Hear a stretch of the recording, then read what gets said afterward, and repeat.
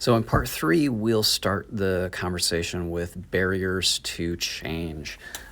So, certainly, any lifestyle change we may want to endeavor comes with its own unique set of barriers that could prevent a challenge in helping us make that change. So, it could be I don't have enough time to get that workout in.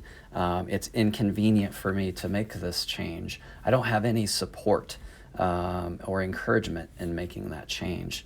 I don't know exactly how to do it, so that's a barrier in itself. Healthy food just doesn't taste good, so I need to learn how to cook, and that's a barrier. No energy, I'm tired. Could just be motivation. So those things are all barriers that we need to be able to work around. All right, so I am going to use myself as a guinea pig for your benefit. So, working through barriers to change. For me specifically, working out is very much a love hate relationship. I don't really enjoy the aspect or the action of working out. I do love how it makes me feel, both physically, mentally, emotionally. So some barriers for me with respect to working out. I would love to be able to work out in the morning. I'm not a morning person and have not fared well in my attempts to work out in the morning. I have, young children in the house, which can prevent a certain time element barrier. I don't sleep great all the time, so that can be a barrier. Again, I don't necessarily enjoy innately the action of exercise.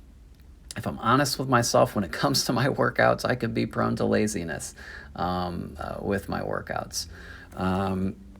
I, again, don't really enjoy exercise. I'm going to mention that a second time. I don't care for the gym and often get bored with home equipment. I have a very busy schedule between work and family. There's always something going on at the house with respect to little home improvements or projects and things that can take time away from my workouts.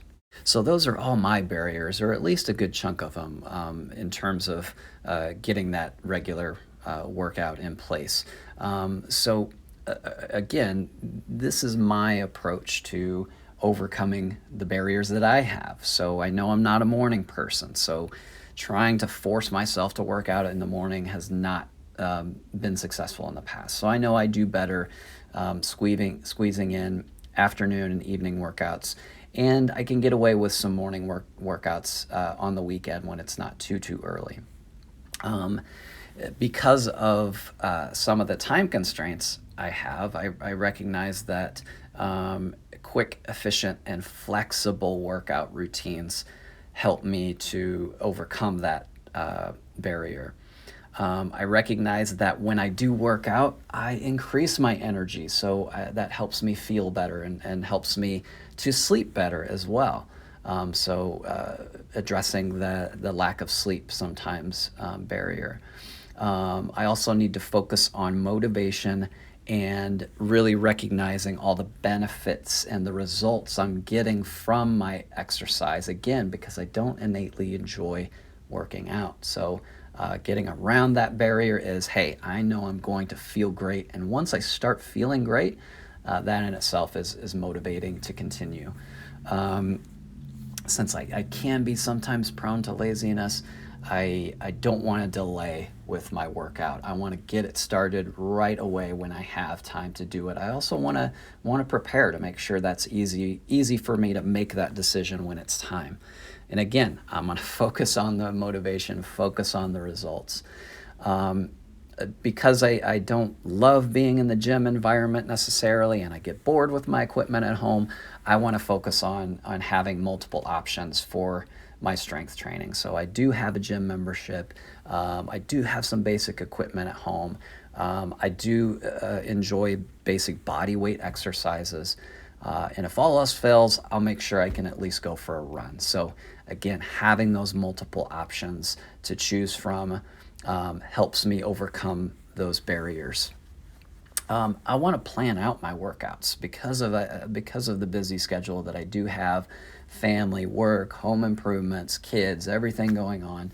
I want to make sure that I have a weekly schedule in mind so that I'm starting Sunday looking at my week saying, okay, I know I can work out Monday, Wednesday, Friday for sure. I'm going to schedule workouts on those days, but I also want to be flexible and recognize that I might have to change that up. So that is my scenario in overcoming my barriers to getting a good, consistent workout in place. Again, that's me. Your individual barriers for your unique goal will be totally different. But the important thing is sitting down and going through this thought experiment in terms of what are my barriers? How do I work around those barriers to the best of my ability? All right, so now that we've broken down all those barriers to behavior change, let's talk about visualizing our success. So, the power of the mind. So, in achieving our success, one technique we can use is to actually visualize achieving that goal. So, if it's weight loss, you visualize yourself at that weight that you want to achieve. You visualize how it will make you feel. You visualize the changes in your outlook and the changes in your confidence levels. So we visualize how that change is going to make us feel. And this can be a powerful exercise in helping us to formulate positive thoughts, helping us to believe in our ability to make that change because we've already seen it in our mind's eye. So there was a fascinating study done at Bishop's University studying visualization and its ability to help with athletic performance. So in this study, there were 3 groups of 10 athletes in each group. One group performed a specific exercise. In this research study, it was a hip flexion exercise. So one group that actually did this exercise over the course of 4 weeks. One group, a control group, that did not perform this exercise at all. And then there was a third group that imagined over this 4-week period that they had performed the same exercise. Again, doing 4 sets of 8 reps each day.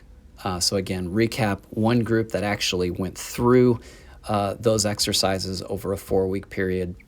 Second group, controlled group, did not do any exercises at all. And the third group simply visualized that exercise and that workout. At the end of the study, they had the entire group actually go through a second measurement. So what they found was just mind-blowing. So of course, the group that actually did the exercises over the course of that 4-week period, their before and after improved by 28%. So the control group, the one that didn't do any exercises over that 4-week period, they didn't see any improvement. The shocking thing was that the group that simply visualized their workout over that 4-week period, they actually improved their performance, their ability to lift weight by 24% as well. So with whatever your lifestyle change is, visualize your success. If it's weight loss, see yourself at that weight loss goal. If it's running that half marathon, see yourself going through the training and getting through that 13.1 miles. If it's improved blood pressure, see yourself through that goal of lowering your blood pressure. Whatever that goal is in mind, visualize your success and your ability to accomplish that goal. All right, so we've worked through how positive thinking can impact our ability to make changes. We've focused on motivation and our intrinsic and extrinsic motivation and how we enhance that motivation. We've also talked about goal setting and seeking out inspiration. as well as the potential power of visualization. So, how do we put it all together? What are some basic components of my plan? So certainly we want to have that specific lifestyle change to address, and we want to work out a very specific SMART goal. We want to focus the bulk of our energy around all the benefits and rewards that we're going to get for making this lifestyle change. We also want to recognize what those barriers are, but we want to do so in a matter of using critical thought to overcome those barriers. Work through, these are my unique set of barriers. This is how I'm going to work around those barriers. We want to do our best to enhance, of course, the motivation that's there, both intrinsically and extrinsically. And through our SMART goal, hopefully we have that measuring stick in place. We also want to take any setbacks in stride, because there probably are going to be some setbacks along the way. So recognize that tomorrow's a new day and you can start fresh. And finally, we will also want to recognize the success that we have and reward ourselves, whatever that reward might be for you. So that concludes our discussion on attitude, motivation, and behavior change. If you have any questions on this topic, or if there's anything I can do to help, please don't hesitate to reach out. Thanks, guys. Have a great day.